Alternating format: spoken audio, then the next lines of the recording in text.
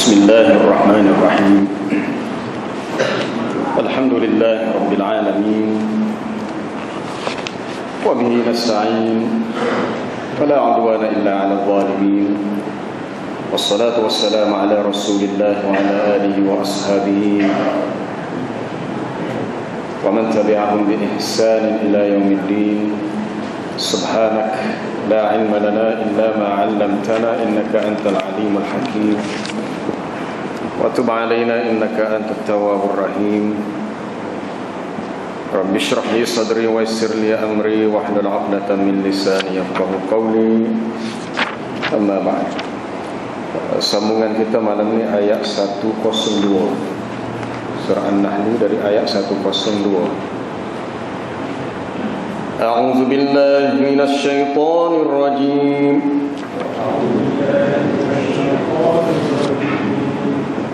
Bismillahirrahmanirrahim.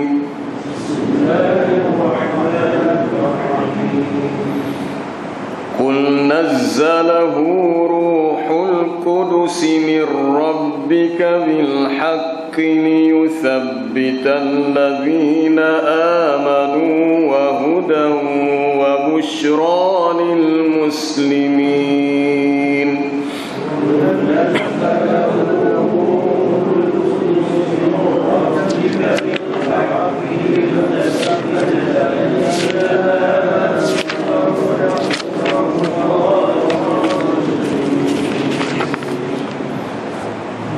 وَلَقَدْ نَعْلَمُ أَنَّهُمْ يَقُولُونَ إِنَّمَا يُعَلِّمُهُ بَشَرٌ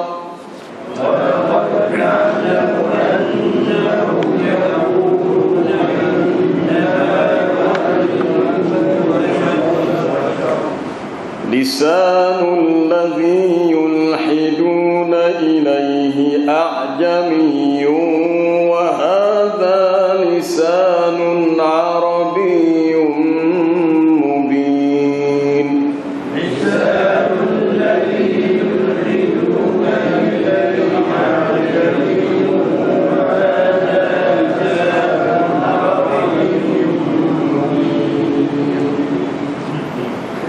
إن الذين لا يؤمنون بآيات الله لا يهديهم الله ولهم عذاب أليم.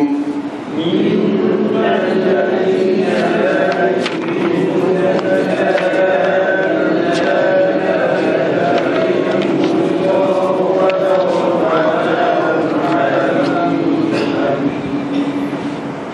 إنما يفتري الكذب الذين لا يؤمنون بآيات الله.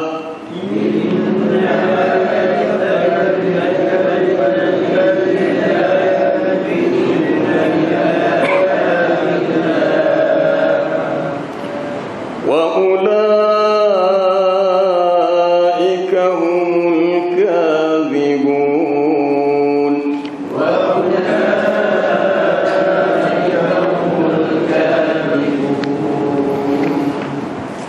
من كفر بالله من بعد إيمانه إلا من أكره وقلبه مطمئن بالإيمان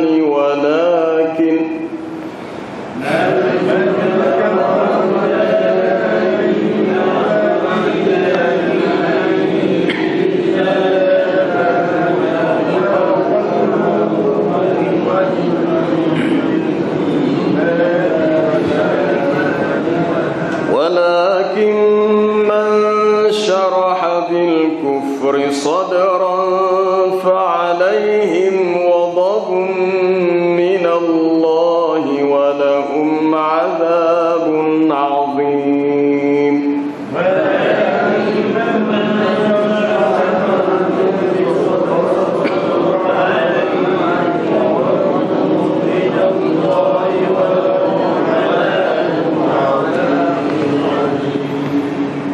ذلك ahabbul hayatad dunya 'alal akhirati wa anna Allaha la yahdil qaumal kafirin.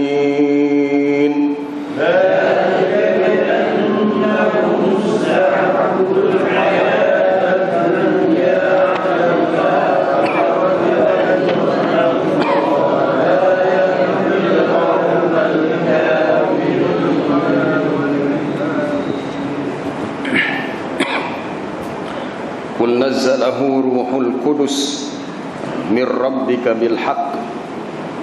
Katakanlah Al-Quran itu yang menurunkannya melalui Ruhul Qudus, iaitu malaikat Jibril, menurunkan daripada Tuhanmu dengan sebenarnya untuk meneguhkan orang-orang yang beriman, yakni meneguhkan hati orang-orang yang beriman, wa hudan wa busyra lil muslimin, sebagai petunjuk dan juga khabar gembira bagi orang-orang yang menyerah diri, ni orang Islam. Walaqad na'lamu annahum yaquluna innama yu'allimuhu bashar. Sesungguhnya kami mengetahui bahawa mereka, yakni orang-orang yang kafir, berkata bahawasanya Quran itu diajar kepada Nabi sallallahu alaihi wasallam oleh seorang manusia yang tertentu. Orang-orang kafir menuduh bahawa Nabi belajar Quran daripada seorang manusia, yang manusia itu tidaklah menggunakan bahasa Arab sebagai bahasanya. Lisanul ladzi yulhiduna ilaihi a'jami. Padahal bahasa orang yang mereka tuduh bahawa Nabi Muhammad belajar kepadanya adalah seorang yang berbahasa Ajam. Bahasa Ajam maknanya bahasa bukan Arab. Wa hadza lisanun arabiyyun mubin. Dan Quran ini adalah bahasa Arab yang terang. Lisan di sini bukan lidah, lisan ini maknanya bahasa. Dalam Quran tidak ada perkataan lughah dengan maksud bahasa. Bahasa Arab dinama al-lughatul arabiyyah. Tapi dalam Quran kalimah bahasa digunakan dengan perkataan lisan ataupun alsinah ataupun alsun. Lisan maknanya bahasa. Innal ladzina la yu'minuna bi ayatillah, sesungguhnya orang-orang yang tidak beriman dengan ayat-ayat Allah, la yahdihimullahu wa lahum azabun alim. Allah Ta'ala tidak akan memberi petunjuk kepada mereka dan bagi mereka azab yang pedih. Innama yaftaril kadhiba alladzina la yu'minuna bi ayatillah, bahawa sesungguhnya yang tidak beriman, bahawa sesungguhnya yang mengada-ngadakan kebohongan adalah orang yang tidak beriman kepada Allah. Wa ulaika humul kadzibun, dan mereka itulah orang-orang yang berdusta. Man kafara billahi min ba'di imanihi, barang siapa yang kufur, yakni engkar kepada Allah, menjadi kafir sesudah dia beriman. Maksudnya sesiapa yang murtad setelah dia beriman. Illa man ukriha, kecuali orang yang dipaksa menjadi kafir, bukan atas kehendaknya tetapi dipaksa. Padahal wa qalbuhu mutmainnun bil iman, hatinya tetap tenang dalam keimanan. Walakin man syaraha bil kufri sadra, tetapi orang yang sengaja dengan lapang hati menerima kekufuran atas kehendak dan kemahuannya sendiri, maka itulah orang yang akan mendapat ghadabun minallah, kemurkaan daripada Allah, dan bagi mereka azab yang besar. Dzalika bi annahu mustahabbul hayatad dunya 'ala al-akhirah. Yang demikian itu maksudnya mereka memilih kekufuran dengan menolak keimanan disebabkan kerana mereka lebih mencintai kehidupan dunia berbanding dengan kehidupan akhirat. Wa anna Allah la yahdil qaumal kafirin, dan bahawasanya Allah Ta'ala tidak memberi petunjuk kepada kaum yang kafir. Ayat 102, Qul nazzalahu ruhul qudus. Dalam ayat sebelumnya, apabila orang-orang kafir menuduh bahawasanya Nabi sallallahu alaihi wasallam yang muftar. Muftar mana mengada-ngadakan ayat Quran direka sendiri. Sebab ayat Quran ni yang kita bincang minggu lepas, ada ayat yang nasikh, ada ayat yang masuk setengah. Apabila Nabi menjelaskan bahawa ayat ini diturunkan dan ayat ini telah masuk, telah diganti dengan ayat yang lain, lalu mereka menuduh Nabi ini seorang yang suka main-main ataupun buat-buat, padahal itu berlaku dengan kehendak Allah. Katakanlah yang menurunkan Quran itu adalah Ruhul Qudus. Kalau terjemah Ruh Kudus maknanya ruh yang suci, ataupun disebut juga Ruhul Amin. Ar-Ruhul Amin itu adalah gelaran bagi malaikat Jibril. Jibril yang menurunkan Quran maknanya bukan Nabi reka cipta sendiri. Nabi terima daripada Jibril alaihissalam wahyu yang diturunkan kepadanya, dan ini berlaku bil haq sebenarnya untuk menguatkan, meneguhkan hati orang-orang yang beriman, dan juga sebagai petunjuk dan juga sebagai berita gembira bagi orang-orang yang Islam, orang yang menyerah diri. Ayat ini ada persamaan dengan ayat di akhir surah Asy-Syu'ara, wa innahu latanzilu rabbil alamin, bahwasanya Quran itu diturunkan daripada Tuhan semesta alam. Nazala bihi ruhul amin, diturunkan oleh Ar-Ruhul Amin, ruh yang sangat amanah. Ruhul Amin merujuk kepada Jibril alaihissalam yang diberi gelaran sebagai Rasulun Karim. Fala uqsimu bil khunnas al-jawaril kunnas wal laili idza as'as was subhi idza tanaffas innahu laqawlu rasulin karim. Sesungguhnya Quran itu adalah kata-kata yang diturunkan melalui utusan yang mulia Jibril. Dzi quwwatin 'inda dzil 'arsy makin, malaikat yang mempunyai kekuatan di sisi Tuhan yang memiliki arasy yang sangat kukuh, sangat kuat. Muta'in thumma amin, malaikat Jibril sifatnya suatu makhluk yang sangat taat, lagi bersifat amin. Amin ini jujur, amanah. Jadi ayat ini menolak dakwaan orang-orang kafir bahawa Nabi SAW yang mereka Quran itu tuduhan mereka. Dia kata Nabi yang mereka yang buat, tapi Quran itu diturunkan melalui perantaraan Jibril dan datang terus daripada Allah. Jadi perkataan ruh dalam Quran, ruh, kita kata kenapa Jibril, nama Jibril disebut dengan ruh, Ruhul Qudus ataupun Ar-Ruhul Amin, nisbah kepada ruh. Sehingga ulama berbeza pendapat tentang satu ayat dalam surah Al-Isra, wa yas'alunaka 'anir ruh qulir ruhu min amri rabbi, mereka bertanya kepadamu tentang urusan ruh. Ada di kalangan ulama tafsir mengatakan ruh merujuk kepada ruh, nyawa dia, nyawa, ruh. Orang dah mati kita kata ruh dia sudah tidak ada. Ada juga ulama tafsir mengatakan ruh di sini adalah malaikat Jibril. Jadi persoalannya kenapakah malaikat Jibril dinamakan juga dengan ruh?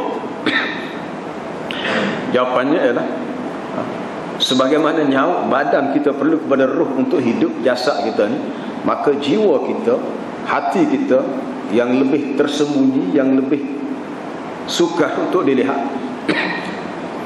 memerlukan ruh. Maksud ruh itu adalah Al-Quran. Jadi Jibril diberi gelaran Ar-Ruhul Amin sebab tugas dia menurunkan satu ruh untuk jiwa dan hati manusia. Maknanya kalau manusia tidak menerima Quran, dia dianggap jiwanya masih mati. Quran itu juga dinamakan ruh. Kalau Jibril dinamakan Ruhul Qudus atau Ar-Ruhul Amin, Quran juga dinamakan ruh. Dalam ayat di akhir surah Asy-Syura, wa kadzalika awhayna ilaika ruhan min amrina, demikianlah kami wahyukan kepadamu ya Muhammad ruhan, ruh daripada urusan ini. Maksudnya Al-Quran. Al-Quran ada ruh, dan malaikat Jibril yang menurunkannya kepada Nabi kita juga disebut Ruhul Qudus ataupun Ar-Ruhul Amin. Ruh adalah suatu kata nama kepada makhluk yang tidak dapat dilihat. Tidak dapat dilihat. Nabi SAW hanya dapat melihat Jibril bila Jibril mari dengan rupa manusia. Tapi kalau mari dengan rupa malaikat, ia tidak dapat dilihat sebab ia daripada cahaya. Liyuthabbital ladzina amanu, untuk menetapkan bagi orang yang beriman, maksudnya untuk memberi keteguhan kepada hati mereka, supaya mereka yakin, orang beriman yakin bahawa Quran ini benar-benar daripada Allah, kerana ia diturunkan melalui Jibril, benar-benar daripada Allah. Dan Quran sifatnya diturunkan secara munajjaman ataupun secara tadarrujan, secara beransur-ansur, secara sedikit-sedikit. Quran tidak diturunkan sekaligus, diturunkan sedikit-sedikit.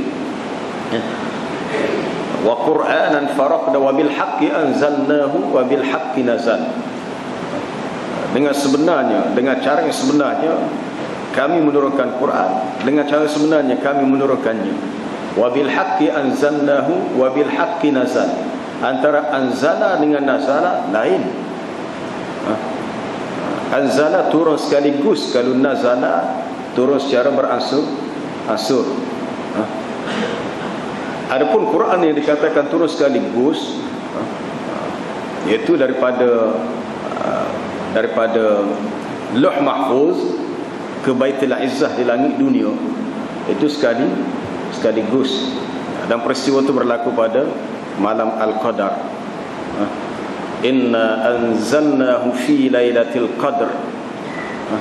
Sesungguhnya kami menurunkan Quran pada malam Al-Qadar. Anzalna berbeza dengan ayat inna nahnu nazzalna dzikra wa inna lahu lahafizun. Kamilah yang menurunkan Quran dan kami yang memeliharanya.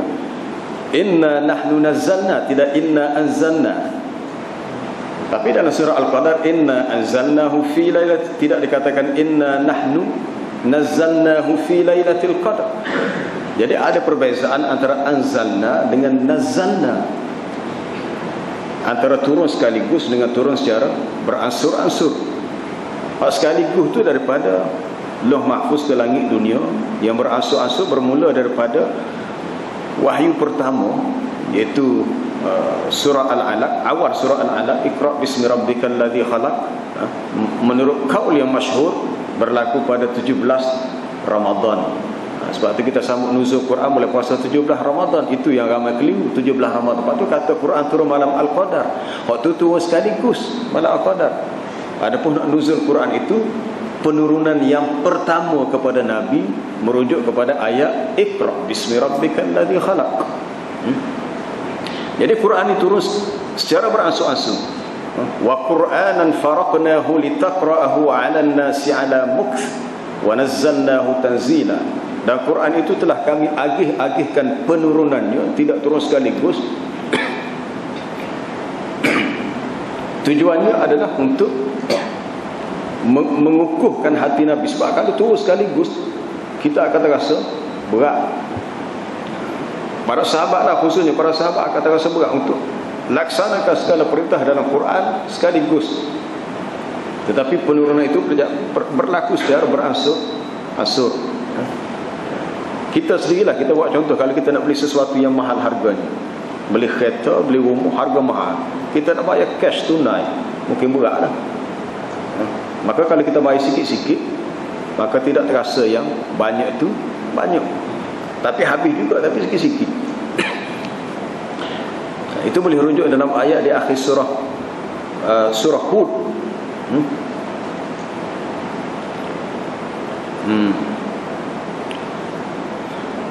Pada dalam ayat wa kullan naqussu 'alaika min anba'ir rusuli ma nuthabbitu bihi fu'adak. Dan setiap satu daripada kisah nabi-nabi itu kami ceritakan kepadamu ya Muhammad untuk meneguhkan hatimu. Ataupun dalam surah Al-Furqan, wa qala alladhina kafaru laula nuzila 'alaihi al-Qur'anu jumlatan wahidah. Orang-orang kafir berkata, kenapa tidak diturunkan Quran kepada Nabi sekaligus? Sekaligus ni mana turun stokah lah, turun 30 juz. Maka jawapan daripada Allah, kadzalika linuthabbita bihi fuadaka wa rattalnahu tartila. demikianlah kami mahu untuk menetapkan hatimu, memberi keteguhan kepada hati Nabi juga para sahabat, lalu kami membacakannya mengikut penurunannya. Jadi Quran diturunkan melalui perantaraan Jibril alaihissalam untuk liyuthabbital ladzina amanu.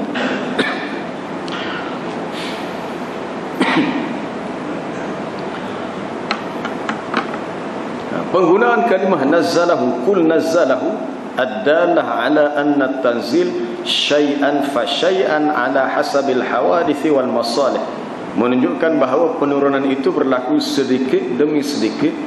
Syai'an fa syai'an maknanya qalilan fa qalilan, mengikut peristiwa-peristiwa dan keperluan yang berlaku. Keperluan yang berlaku di atas muka bumi. Ada setengah ayat turun mengikut sebab yang tertentu yang disebut sebab nuzul. Walaupun ada setengah ayat turun walaupun tidak ada sebab. Al-Quran juga sebagai hudan, sebagai busyra, sebagai petunjuk dan sebagai berita gembira. Ini mengulang balik ayat yang sebelumnya, wa nazzalna 'alaikal kitaba tibyanan likulli syai'in wa hudan wa busyra wa hudan wa rahmatan wa busyra lil muslimin. Dan ayat sebelumnya ada perkataan rahmah, hudan wa rahmatan wa busyra. Dalam ayat ini wa hudan wa busyra lil muslimin sama dengan ayat di awal surah An-Naml, Tasin, tilka ayatul Qur'ani wa kitabim mubin hudan wa busyra lil mu'minin. Di sini hudan wa busyra lil muslimin sebagai petunjuk dan juga sebagai busyra. Busyra maknanya berita gembira. Berita gembira. Salah satu perkara yang menyeronokkan kita adalah hidup apabila kita mendapat berita yang gembira. Maksud berita gembira ni banyaklah. Sama ada kelahiran cahaya mata, boleh cucu baru, dapat rezeki bertambah, apa-apalah. Banyak perkara yang kita boleh sifatkan sebagai busyra. Busyra. Orang Arab biasa kalau kedai-kedai dia ada jualan, akhir tahun ni ada jualan apa dia, potongan harga, diskaun, takhfidat kubra, potongan besar-besaran. Busyra sarah, berita gembira yang menyenangkan anda. Itu dia busyra sarah, berita gembira yang menyenangkan. Mana menyenangkan pembeli, pengguna, sebab ada potongan harga. Walaqad na'lamu annahum yaqulun, sesungguhnya kami, yakni Allah Subhanahu wa taala mengetahui bahawa mereka berkata. Allah Ta'ala mengetahui dengan tamamal ilmi, dengan pengetahuan yang sesempurnanya, tahu sungguh-sungguh bahawasanya mereka, yakni al-musyrikuna, orang-orang musyrik, menuduh bahawasanya Al-Quran itu dipelajari oleh Nabi melalui seorang lelaki, padahal lelaki itu adalah seorang ajam ataupun seorang yang bukan berbangsa Arab. Adalah ceritanya di mana di Mekah pada masa itu terdapat seorang budak lagi, bukan orang tua, budak yang Nabi selalu mengunjunginya untuk mengajar kepadanya beberapa perkara daripada urusan agama. Sehingga orang-orang kafir Quraisy yang melihatnya menuduh, dia kata, Muhammad ambil Quran dengan dia ni, ambil dengan dia ni. Padahal dia ni itu seorang a'jamiyun, seorang yang bukan berbangsa Arab. Mereka mengatakan dalam keadaan jahil, kerana menuduh bahawasanya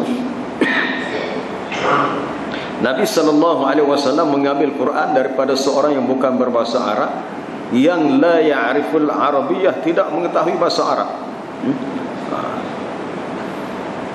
Ismuhu, namanya disebut namanya Jabar. Ada pendapat lain mengatakan namanya Bal'am. Dalam Sahih Tafsir Ibn Katsir itu Syekh Safir Rahman Al-Mubarakfuri mengambil pendapat kedua. Dia kata budak yang orang-orang Quraisy tuduh Nabi belajar Quran dengan budak itu namanya Bal'am. Qila, dikatakan namanya Ya'ish, seorang budak kepada Bani Hadrami. Ada pendapat kata namanya Jabar, Bal'am, Ya'ish. Tapi nama-nama ini tak penting, tetapi peristiwa ini berlaku. Hak pentingnya ia berlaku dan tuduhan itu tidak benar. Kerana lisanul ladzi yulhiduna ilaihi a'jamiyun, bahasa yang mereka tuduh Nabi belajar dengan orang itu adalah orang yang berbahasa ajam dan tidak menggunakan bahasa Arab. Baik, persoalannya kenapa digunakan perkataan lisan? Sebab bahasa adalah yang manusia guna dengan lidah. Yang manusia gunakan dengan lidah. Tadi saya dah beritahu, dalam Quran tidak ada perkataan al-lughah dengan maksud bahasa, tak ada. Bahasa yang digunakan, perkataan yang membawa kepada maksud bahasa adalah lisan. Dalam surah apa tadi, Asy-Syu'ara, wa innahu latanzilu rabbil alamin nazala bihi ruhul amin ala qalbika litakuna minal munzirin bilisanin arabiyyin mubin. Allah Ta'ala tak kata bilughatin arabiyyah mubinah, bahasa Arab itulah bilisanin arabi, dengan lidah Arab yang terang. Dalam surah Ar-Rum, wa min ayatihi khalqus samawati wal ardi wa ikhtilafu alsinatikum wa alwanikum.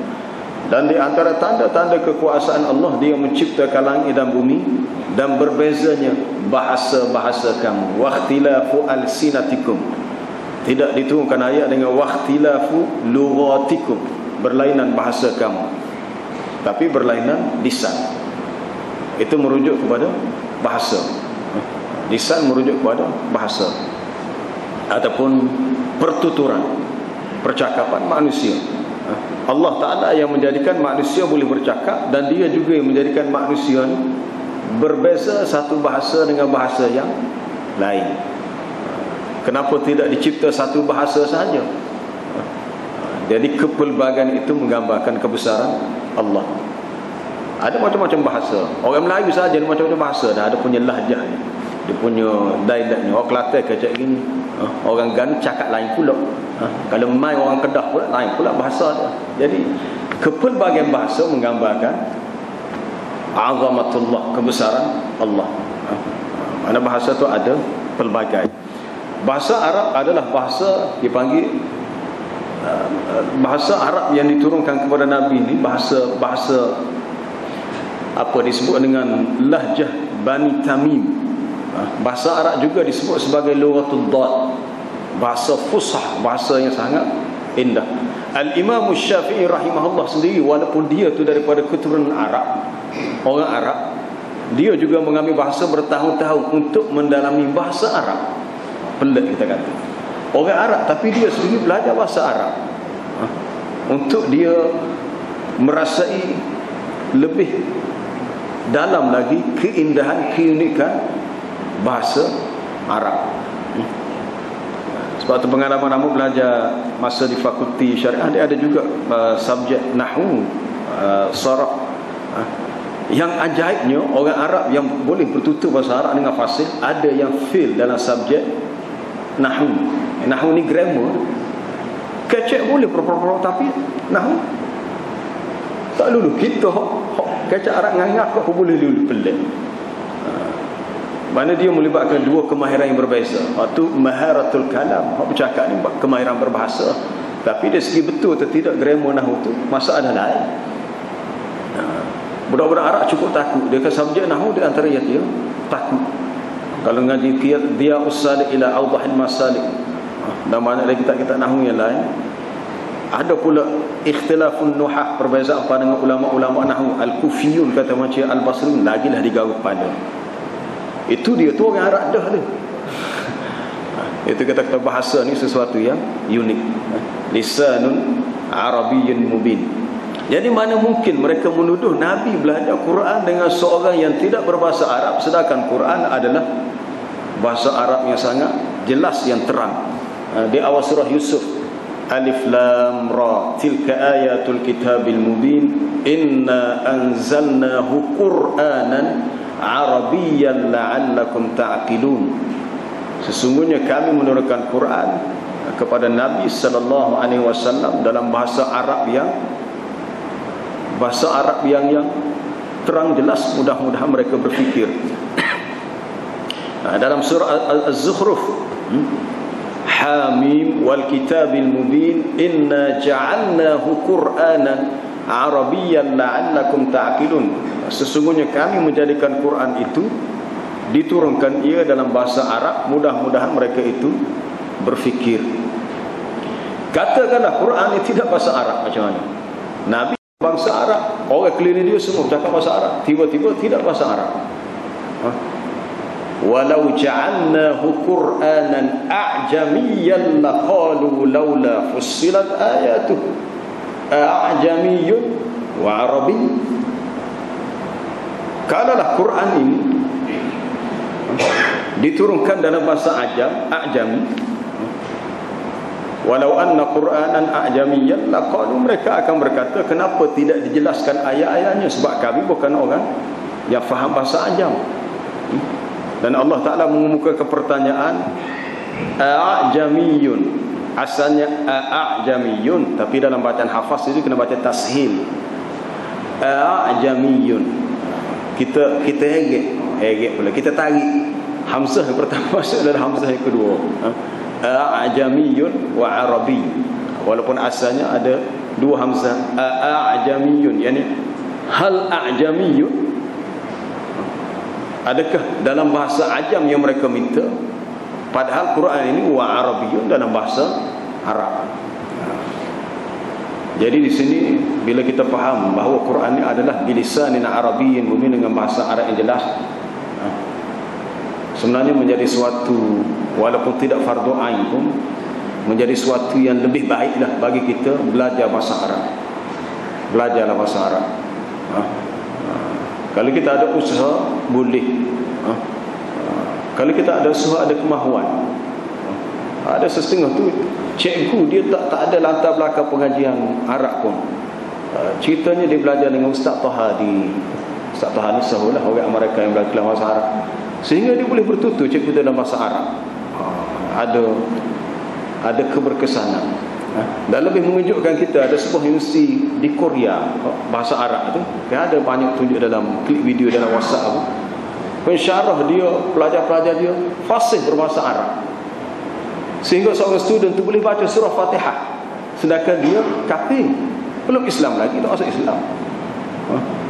Jadi bahasa Arab tu menjadi suatu wasilah yang lebih memudahkan kita untuk dakwah dia masuk Islam, sebab dia sudah belajar bahasa Arab. Kita dengar pun kagum, pensyarah wanita pakas ke tudung tak pakai, bercakap bahasa Arab fasih, budak-budak bercakap bahasa, sedangkan dia tak pernah pergi ke negara Arab. Sebab tu betul orang kata nak 1000 daya, tak nak 1000 dalih. Kalau kita nak, kita akan buat, tapi kalau kita tak taksi di mana tak nak lah, maka kita akan buat macam-macam alasan. Kita tak gini, bila kita guna bahasa Arab, sebenarnya kita telah menggunakan bahasa yang pernah digunakan oleh Nabi sallallahu alaihi wasallam dengan para sahabat baginda. Walaupun ada kaum menyatakan bahasa Arab adalah bahasa ahli syurga, itu sebenarnya tidak jelas. Itu tidak sahih. Tidak ada dalil yang sahih menthabitkan bahawa bahasa ahli syurga adalah bahasa Arab, tak sahih. Tapi yang sahih, Quran bahasa Arab, ya. Hadis Nabi pun bahasa Arab, dan Nabi kita pun Arabiyun, seorang yang berbangsa Arab. Tapi di sisi Allah Ta'ala, bukan soal bahasa dan bangsa itu yang menjadi perkiraan. Kita kata tak aci, ya, kita bukan nak jadi orang Melayu pun. Kita kan boleh nak jadi orang Arab dan nak bercakap bahasa Arab. Tetapi itu tidak menjadi masalah. Yang dinilai adalah orang yang bertakwa.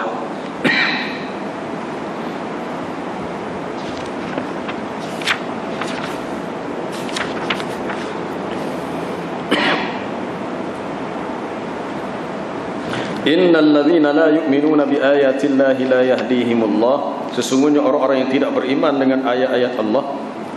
Maksud tidak beriman, orang yang engkar, orang yang berpaling, orang yang mendustakan ayat-ayat Allah, mereka tidak akan diberi hidayah, tidak akan mendapat petunjuk, disebabkan sikap mereka tidak mahu beriman. Sebenarnya tak ada sebab untuk manusia tidak beriman. Tidak ada sebab untuk manusia tidak beriman, kerana buktinya jelas, terang, kecuali semata-mata sombong dan angkuhnya dia. Benda hak jelas dah betul. Kenapa untuk mengatakan aku tak saya terima? Jelas. Itu menggambarkan kesombongan orang-orang yang kafir, yang tidak mahu beriman kepada ayat-ayat Allah. Jadi oleh kerana mereka memilih untuk tidak beriman, maka Allah Ta'ala tidak memberi hidayah. Maka di sini Allah Ta'ala tidak beri hidayah bukan kerana Allah Ta'ala nak menganiaya si hamba tu, tetapi si hamba itu sendiri memilih jalan yang salah. Walaupun Allah Ta'ala berkuasa untuk menjadikan semua manusia beriman dan dapat petunjuk, tetapi manusia diberi ikhtiar, pilih. Tetapi apabila dia memilih kerana mengikut hawa nafsu, pilih jalan yang salah, tidak mahu beriman, maka Allah Ta'ala menentukan bahawa orang berkenaan tidak berhak mendapat hidayah. Adapun orang beriman, mereka akan diberi hidayah, dan petunjuk tu, hidayah tu akan bertambah-tambah. Walladzina tadau zadahum hudan wa atahum taqwahum. Adapun orang yang mendapat petunjuk, maka Allah Ta'ala tambahkan lagi untuk mereka petunjuk ataupun hidayah. Innama yaftaril kadhiba alladzina la yu'minuna bi ayatillah. Bahawa sesungguhnya yang mengada-ngadakan pendustaan terhadap ayat Allah adalah orang-orang yang tidak beriman. Yani mustahil bahawa Nabi SAW mereka cipta ayat Quran sebagaimana yang dituduh oleh orang-orang musyrik. Adapun yang sengaja mereka al-kadhib, pendustaan, adalah orang-orang yang tidak beriman.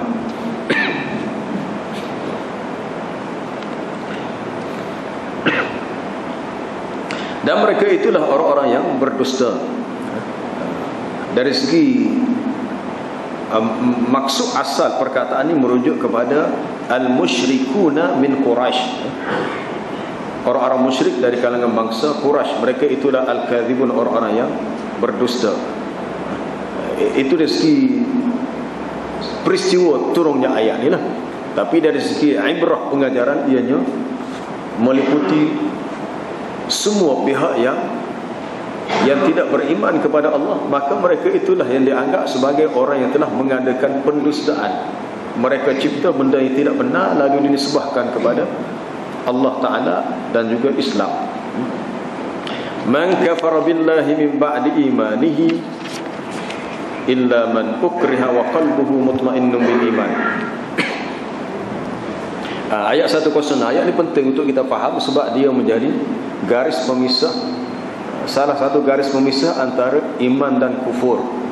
Seseorang yang dipaksa menjadi kafir, dia tidak akan menjadi kafir kalau hatinya masih tetap beriman. Sesiapa yang menjadi kufur setelah dia beriman, kecuali ada illa, kecuali orang yang dipaksa. Padahal ketika dipaksa hatinya masih kekal dengan iman, maka orang sebegini diberi kemaafan. Yang tidak diberi kemaafan adalah orang yang menjadi kafir dalam keadaan hatinya terima dengan rela hati, dengan kehendaknya sendiri, maka dia mendapat kemurkaan daripada Allah dan azab yang pedih. Menarik untuk kita melihat ayat ini sebab ada kisah yang dikaitkan dengan Ammar bin Yasir. Ammar bin Yasir salah seorang sahabat yang dia dan ayah dia Yasir, termasuk ibunya Sumayyah, di antara golongan yang terawal masuk Islam di Mekah. Ibn Jarir meriwayatkan daripada Abu Ubaidah, Muhammad bin Jarir bin Yasir, ia berkata, orang-orang musyrik menangkap Ammar bin Yasir lalu menyiksanya, sehingga Ammar terpaksa menuruti beberapa keinginan mereka. Maksudnya terpaksa mengaku dia kembali kepada agama jahiliyah. Akhirnya setelah berakhir penyiksaan itu, dia datang bertemu dengan Nabi SAW dan bertanya, Nabi pun soal dia balik, kaifa tajidu qalbaka, bagaimana kamu mendapati hatimu? Sebab kerana tidak tahan diseksa, dah sakit dah diseksa tu. Ayah dia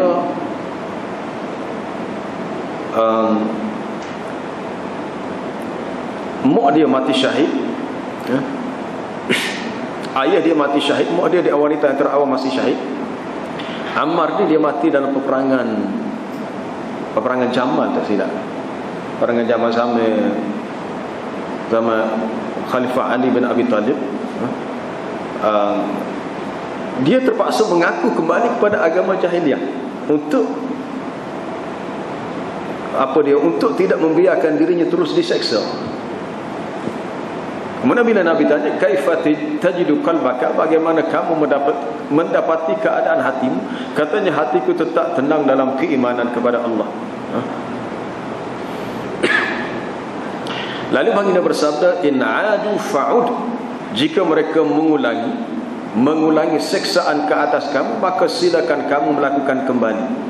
Yakni tidak salah kamu mengaku kembali kepada kufur padahal hati kamu masih tetap beriman. Ini dipanggil rukhsah, kelonggaran. Walaupun sebenarnya lebih baik bagi Ammar memilih azimah. Azimah ni tetap dengan beriman juga, mati pun matilah. Tetapi dia memilih satu kelonggaran, dia mengaku kembali kepada agama jahiliah, tetapi dia tidak dikira kafir sebab hatinya masih tetap beriman. Begitu juga berlaku kepada sahabat lain seperti Bilal bin Rabah. Satu kisah yang menarik kedua berlaku kepada Hubaib bin Zaid al-Ansari. Hubaib bin Zaid yang telah ditangkap, diseksa oleh Musailamah al-Kadzab. Musailamah ni seorang lelaki yang mengaku menjadi Nabi. Apabila ditangkap oleh Musailamah, lalu Musailamah bertanya kepada Hubaib bin Zaid, adakah kamu mengakui bersaksi bahawa Muhammad itu Rasulullah? Jawab Hubaib, ya. Musailamah berkata, adakah kamu bersaksi, kamu mengaku aku ini Rasulullah? Maka dengan jelas Hubaib menjawab, aku tidak mendengar. Kenapa dia aku tak dengar? Kata kamu, walala tak dengar, pura-pura tak dengar. Bila Musailamah kata, adakah kamu mengaku yang aku juga utusan Allah? Lalu Hubaib kata, aku tak dengar. Lalu Musailamah membunuh Hubaib, memotong-motong bahagian badannya satu persatu. Matilah dia, mati syahid. Kerana dia tidak mahu mengaku Musailamah sebagai utusan Allah. Ini orang yang jahatlah sebab dia mengaku sebagai Nabi. Dan lebih menyayat hati lagi, kisah ketiga berlaku kepada Abdullah bin Hudzafah as-Sahmi. Kisah disebut oleh Al-Hafiz Ibn Asakir, seorang ahli sejarah bernama Ibn Asakir, di mana Abdullah bin Hudzafah as-Sahmi telah ditawan oleh pasukan Rom. Setelah dibawa kepada Raja Rom, Raja Rom berkata, masuklah kamu agama Kristian, maka aku akan berikan sebahagian daripada kerajaanku dan aku akan nikahkan kamu dengan putriku, kata Raja Rom kepada Abdullah bin Hudzafah. Apa jawab Abdullah? Andai kamu berikan semua yang kamu miliki dan yang dimiliki oleh bangsa Arab, supaya aku berpaling daripada agama Muhammad ini, maka pasti aku tidak akan lakukannya. Lalu raja itu berkata, kalau begitu aku akan membunuhmu. Nak bunuh tu. Abdullah pun jawab, silakan bunuh. Kalau nak bunuh. Lalu ia disalib.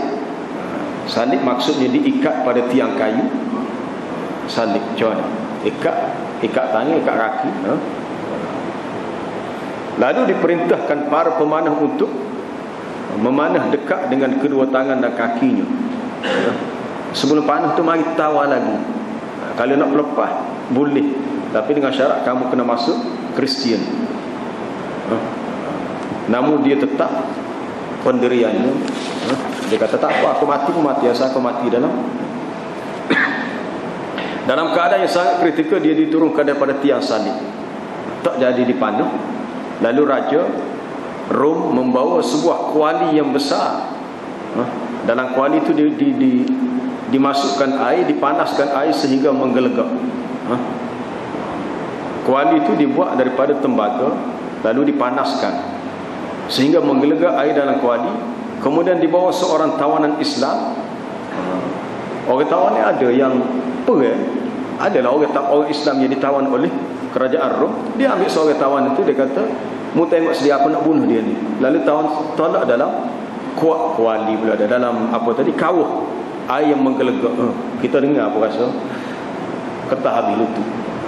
Macam mana seorang manusia tolak dalam kawah air yang menggelegak, maka matilah dia sehingga tulangnya menjadi hangus. Dan Abdullah melihat perkara itu dengan kedua matanya.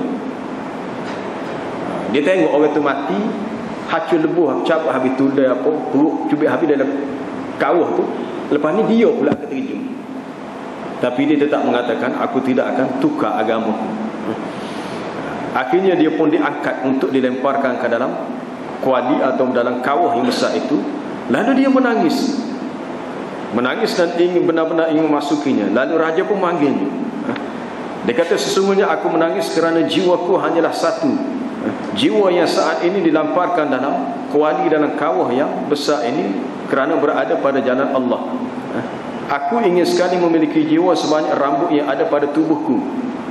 Maksudnya dia kata, kalau aku mati, aku nak hidup lagi. Mu nak bunuh-bunuh, aku hidup lagi. Lepas tu mati, hidup pula, boleh bunuh pula. Lalu jiwaku disiksa pada jalan Allah. Tapi akhirnya tak jadi masuk dalam kuali ataupun dalam kawah tu. Ada riwayat lain menyebut Abdullah bin Huzafah dipenjara selama beberapa hari, tidak diberi makan dan minum, tetapi dikirimkan kepadanya arak dan daging babi. Makanan lain tak beri, dia arak dengan daging babi. Lalu dia tidak mendekatinya, tidak menyentuhnya. Lalu ditanya, kenapa kamu menolak makanan itu? Dia kata, sebenarnya dalam keadaan seperti ini, arak dan babi itu telah halal bagiku. Sebab dia terdesak. Orang yang terdesak, famanitturra ghayra baghin wala 'adin fala isma 'alayh. Kalau terlalu dahaga, mungkin mati, boleh diminum sikit. Tapi dalam keadaan lain tak diminumlah arak tu. Ataupun daging babi, keadaan biasa tak boleh minum, itu tak boleh makan, itu haram. Tapi dalam keadaan muttar, terdesak, sebab nak menyelamatkan nyawa, dia boleh makan sekadarnya. Dia kata, dalam keadaan macam ni boleh aku makan, tetapi aku tidak mahu membuatmu gembira kerana aku memakannya. Jadi aku rela lapar supaya kamu tengok aku ni sangat kuat semangat. Akhirnya raja itu kata, kalau begitu kamu ciumlah kepadaku, mulai dekat mu cium dahi aku. Maka aku akan bebaskan kamu. Lalu Abdullah kata, adakah bersamaku juga akan dibebaskan seluruh tawanan kaum muslimin? Lalu raja kata, ya, kalau kamu sanggup cium dahi aku bebaskan kamu dan bebas semua kaum muslimin. Lalu pun dia pun mengucap kepada raja, kemudian dia bersama dengan tawanan lain dibebaskan.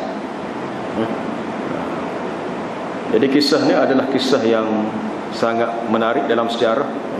Disebut oleh Al-Hafiz Ibn Asakir, menunjukkan bahawasanya para sahabat ini seorang yang sangat kuat keimanan dan tidak mudah mengalah. Walaupun sebenarnya mereka boleh memilih jalan rukhsah untuk menyelamatkan iman, sebab yang diambil kira menjadi kafir adalah dengan kerelaan, dengan kehendak, dengan kemahuan sendiri. Adapun ukriha, orang yang dipaksa, tidak jatuh hukum kafir. Tidak jatuh hukum kafir. Boleh jadi ada orang kafir mari letak senjata tajam tekuk kita. Dia kata, kalau kamu tidak begini-begini, kita pun terdesak macam mana. Mungkin bagi orang tak berani, dia akan mengaku bahawa dia ikut je orang itu, selamatlah dia. Tapi bagi orang yang berani, dia kata, tak apa, nak bunuh aku, nak sembelih aku sembelih, tapi aku sanggup mati dalam keadaan Islam. Itu adalah suatu perbezaan antara rukhsah dengan azimah. Boleh memilih rukhsah, tetapi lebih baik memilih azimah. Jadi hukum paksaan ni dia ada satu hukum yang khusus dalam masalah fiqh. Orang yang dipaksa menjadi kafir tidak menjadi kafir sebab dipaksa. Orang yang dipaksa mentalakkan isterinya tidak talak. Apa dia lagi? Tak berlaku. Hukum itu tidak berlaku. Dipanggil hukum al-mukrah, orang yang dipaksa. Orang yang dipaksa, an-nasi, orang yang lupa, dan juga orang yang majnun, orang yang gila. Orang gila, orang yang terlupa dan orang yang dipaksa. Ketiga-tiga golongan ini adalah orang yang tidak dikenakan hukum bersalah ke atasnya kalau dia buat benda yang salah. Sebab bukan atas kehendak dan pilihan. Yang dikira salah adalah kalau disengajakan dan atas pilihannya sendiri. Walaisa alaikum junahum fima akhta'tum bihi walakin ma ta'ammadat qulubukum. Tidaklah menjadi kesalahan ke atas kamu perkara yang kamu tersilap, yakni tidak sengaja. Yang dikira salah adalah perkara yang disengajakan oleh hati kamu. Wallahu a'lam. Subhanakallahumma wa bihamdika asyhadu an la ilaha illa anta astaghfiruka wa atubu ilaik.